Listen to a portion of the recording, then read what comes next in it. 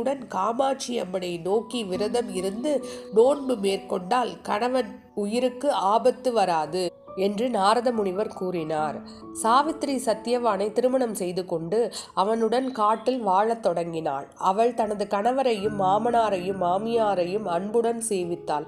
1 ஆண்டு கடந்து சத்தியவானின் இறப்பு நாள் நெருங்கியது. அன்று சாவித்திரி மனமுருகி அம்பாளை வேண்டி விரதமிருந்து நோன்பு மேற்கொண்டாள்.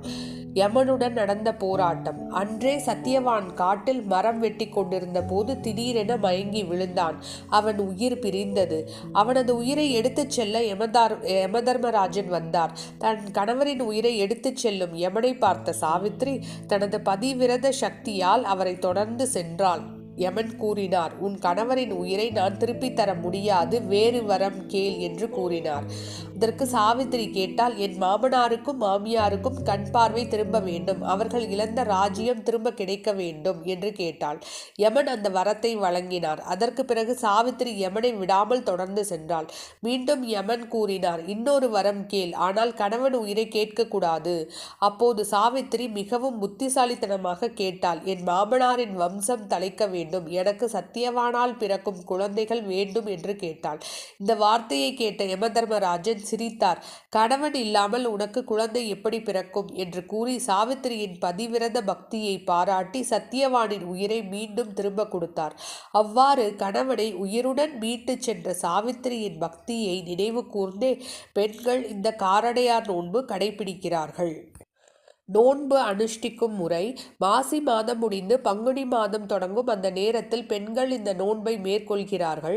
2026ஆம் ஆண்டில் மார்ச் 14 இரவு 7:30 மணி முதல் 8:30 மணிக்குள் நோன்பு முடித்து பூஜை செய்வது உத்தமமாக கருதப்படுகிறது. அன்று பெண்கள் அதிகாலையிலேயே எழுந்து குளித்து வீட்டை சுத்தம் செய்ய வேண்டும். மாலை வரை விரதமிருந்து பின்னர் கார் அடை மற்றும் இனிப்பு அடை தயார் பூஜை செய்யும் முறை. பூஜை அறையில் கோலம் போட்டு குத்துவிளக்கு ஏற்ற வேண்டும். வாழை இலையில் வைத்து காரடை, இனிப்பு அடை, வெண்ணெய், தேங்காய், வெற்றிலை பாக்கு, பழங்கள் வைத்து நெய்வேத்தியம் செய்ய வேண்டும். மஞ்சள் தடவிய நூலில் சிறிய பசு மஞ்சளை கோர்த்து நோன்பு சரடு தயார் செய்யப்படுகிறது. பின்னர் பெண்கள் மனமுருகி இந்த மந்திரத்தை சொல்ல வேண்டும். உருகாத வெண்ணெயும் ஓர் அடையும் நான் தருவேன், என் கணவர் என்னை விட்டு பிரியாமல் நீண்ட ஆயுளுடன் வாழ வேண்டும்.